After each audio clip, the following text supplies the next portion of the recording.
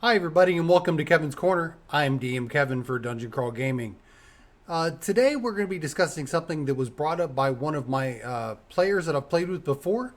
And their question was, how do you convert a pre made module into a homebrew setting? Well, that's a really good question. I have done this before with the Lost Mines of Fendelver, and it came out great. A couple things we need to discuss first. The first thing is, what is a pre made module? It's a published adventure with set guidelines for the players and characters. It's easy for new GMs and DMs to follow with a little bit of room for embellishment, but not much. You pretty much run it straight out of the book.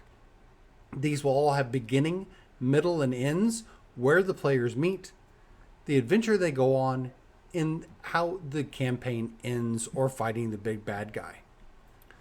This can lead to other modules just depending on how you run it and how the ending of the campaign happens. The next thing we'll discuss is, what is a homebrew campaign? A homebrew campaign is an adventure that is made by a GM or DM. It can be set guideline or it can be open world depending on how the GM or DM wants to run the campaign. These are easy for the GM and DM to run because they're the ones that have written it. It can be kind of tougher on the players to follow, however, if they have run the original campaign before. Your homebrew will have a beginning, middle, and end where they meet, the adventure they go on, and the end of the campaign, just like the pre-made module does. Normally, these will be standalone settings. It can lead into other campaigns just depending on how the GM or DM has written the ending and where they want it to go. So, the question is, how do we convert the pre-made module into a homebrew setting? What you're going to do is you're going to take that pre-made module apart. You're going to look at the NPCs. You're going to be looking at the places they go, the encounters they have, and the overall storyline. You're going to take all these together, take them apart, and build it as your own. Now, the things you're going to need to address when you're doing this is, number one, player buy-in. Is your homebrew believable compared to the original module?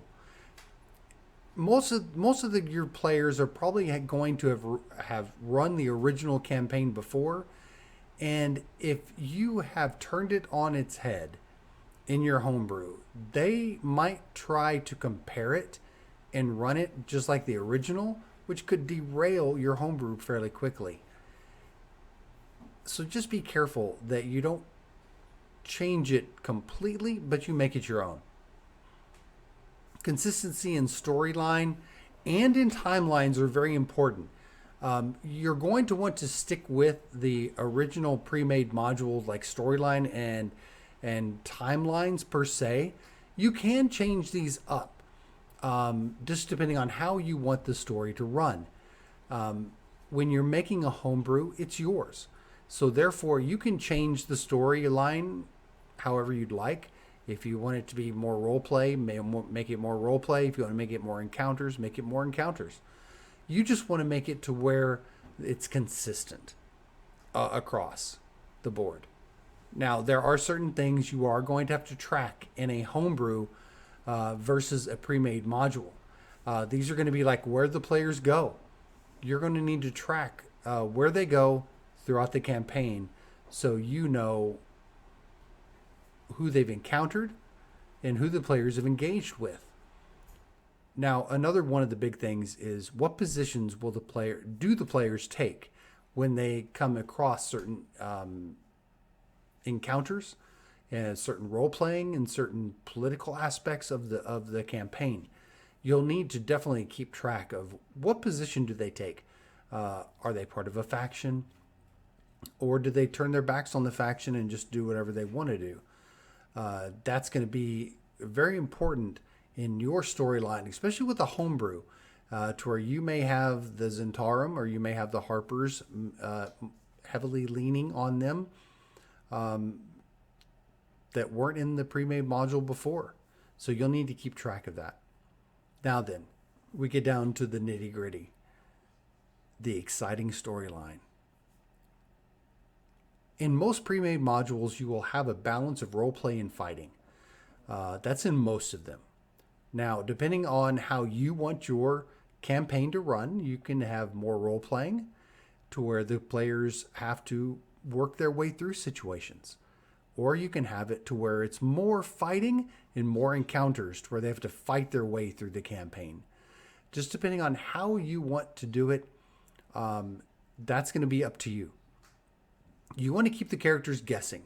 Most of them will have already run these original pre-made modules, so you want to keep them guessing. You might want to change up the storyline or the timeline just a little bit. We talked about that earlier. Change it up a little bit to where they have an encounter earlier, or have it to where they think they're going to have an encounter, but the encounter's not there. Make them guess what's going on and what's happening. You want to make the bad guys memorable. And when I say make the bad guys memorable, it is definitely one of those things that when you've run the pre-made module before, you probably remember the name of the bad guy, you remember what encounters you had with him, and you remember the end of the campaign very vividly. You want to make the same thing in your homebrew as well. The big bad guys should have encounters often with the party. And then at the very end, it needs to be an epic battle that they talk about for a long time to come. GMs and DMs, just remember, this homebrew is yours. Write it the way you want it to be written. If you want to change the storyline completely, do it. If you want to stay along the lines of the pre-made module, do that as well.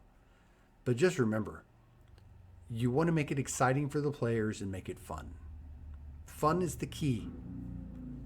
So, with that being said, I'm DM Kevin for Dungeon Crawl Gaming, and just remember, if you can't run through the dungeon, at least crawl. Bye, everybody.